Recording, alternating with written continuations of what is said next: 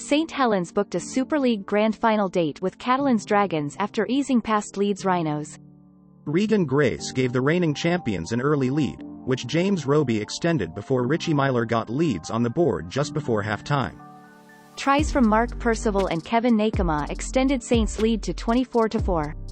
Luke Briscoe gave Leeds hope, but Percival and Grace both crossed again to secure Saints' place in a third successive grand final on the 9th of October.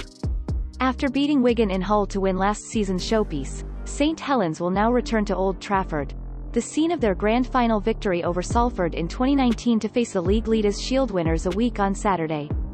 Challenge Cup winners Saints' relentless quest for silverware showed no signs of abating here, as Christian Wolff's side showed their dominant steel to ensure their hopes of a three-peat remained on.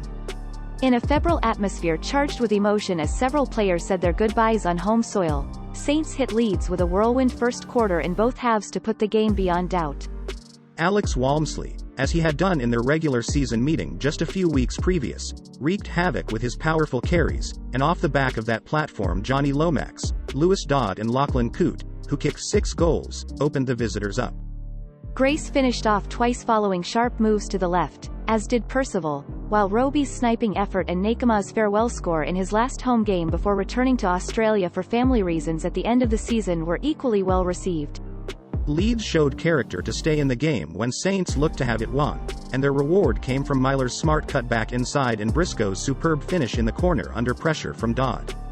The only disappointing note was the number of yellow cards, with 4 players spending 10 minutes in the sin bin, and Morgan Knowles in particular might have a nervous wait for the judiciary to see if he will be available for next week's final after his late shot on Cruz Leeming. Richard Ager and the Rhinos said their own goodbyes, with Rob Louis and Conrad Horrell departing after this game, but it was Saints' night after a dominant display.